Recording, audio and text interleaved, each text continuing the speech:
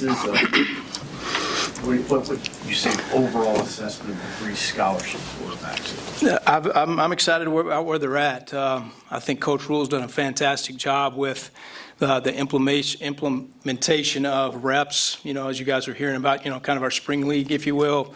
We're pushing, 100 plus reps, 150 reps for those guys in 5 practices. So it's been fantastic in that way. And, we kind of talked about last time is how do you get to be a better player as you play. So they're getting a ton of reps. They're getting a lot of variables.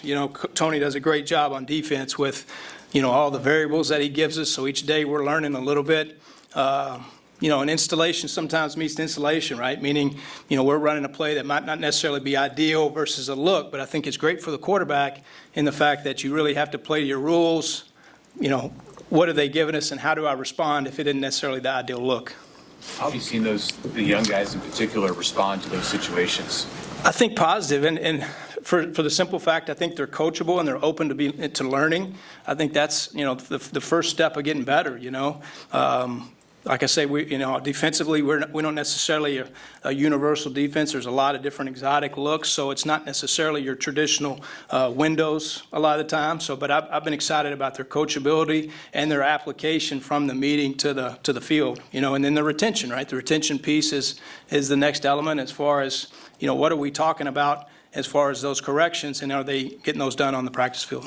Sure, it's a test for an 18-year-old to lead some guys who are 4 or 5 years old. How do you see him doing early on with that component? Yeah, I think I'm in a good place with it. And like we talked about last time, I think it's just the expectation of being successful when you're out there. Having the confidence of putting that work in the meeting room, and then once you step out there, you know what you're doing. You can react and process it, in an ideal, timely fashion and make a play.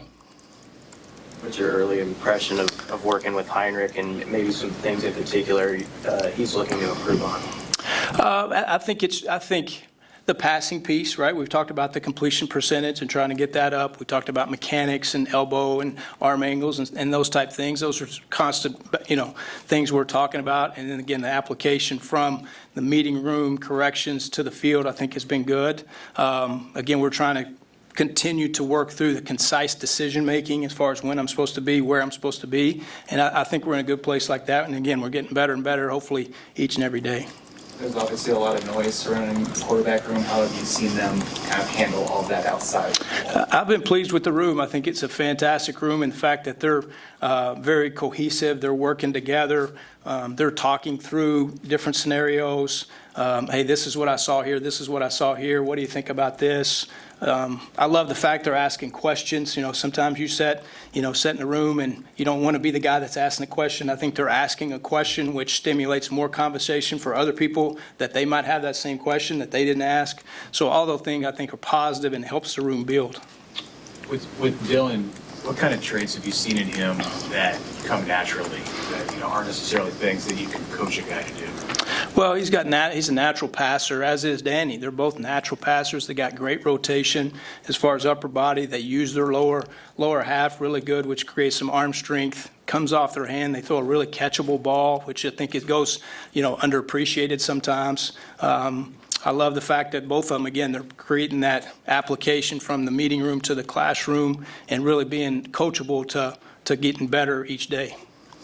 How are the 3 teams that set up with each of them leading, especially the 2 of them, well, they're all young, but how have you seen that maybe benefit them in a way? Because they're not only getting all those reps, but they're kind of having to then also lead those groups very quickly. No question. And I think that's part of the strategy as far as creating that leadership mentality. Guys that don't necessarily work with or have, experience with, that they have that social dynamic. When things are going good, they're celebrating together. When things are low, you might have to pick them up. So I think having that dynamic with people that you aren't working with necessarily on a down-in, down-out basis, I think is a positive, and it's shown to be a good thing for the first, week and a half. You have a guy that started last year, Harper. Do you talk to him just a little bit differently? Because it's pretty clear he's again in a quarterback competition, even though he kind of earned the starting job. What do you say to him about staying motivated despite being in a competition with 2 players who've never taken a college snap? Well, he's self-motivated. I think that's an attribute of all those guys. He's self-motivated. I don't think I have to motivate him. He wants to be good. He wants to continue to improve. So I respect that out of him. We ask questions all the time. He gives me feedback on maybe his thoughts last year, why this happened, why that happened. So that's been nice perspective that way. But he's definitely a self-starter, self-motivated, and he's the one pushing himself to get better for sure. The other question about the two young quarterbacks. So both of them were Elite 11, and that's to you, but they were, considered among the best in the country. When you get guys, and then the first time you have to tell them, maybe there's something that you do that you need to improve. How does that conversation go? Like, how do you communicate with somebody who's been told for years that they're great? Actually, you need to fix something. I think it's a natural course. I mean, obviously, when you start practicing and you understand the speed of the game and how, the unique defenses and how to attack a defense, I think that in itself will take a step back and be like, hey, how is the best way to do this?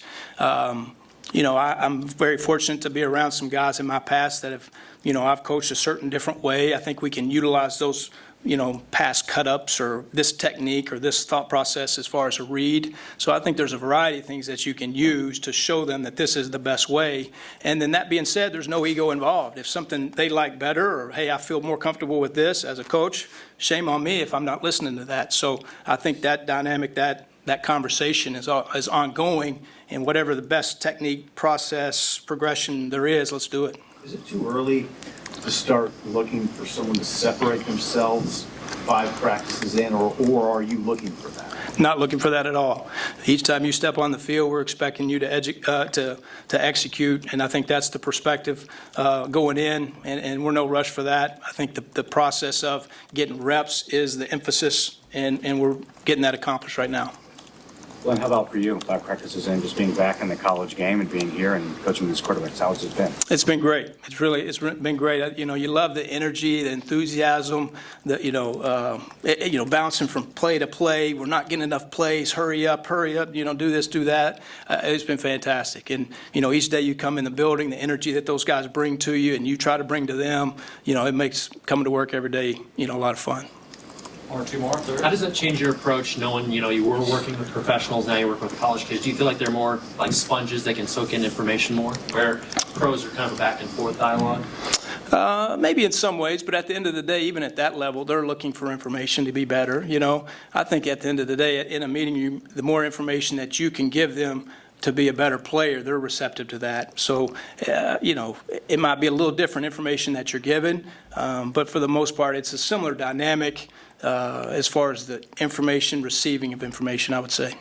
Are the expectations that you have as far as leadership in the locker room, away from the field, encouraging teammates to come out to throw, watch film, are they the same for a young quarterback that you would have for a guy who's a junior or senior in your program? Yeah, I think so. And I think it's the same from their perspective, too, which is more exciting. A lot of times those are the guys that are taking the leadership, even as the young quarterbacks like we're talking about. They're taking the ownership of getting some extra throws. It's not something that I'm, talking about so much as opposed to them initiating that, situation and getting some extra work with them. So that's an exciting, environment when you have the young guys really pushing everybody to be better.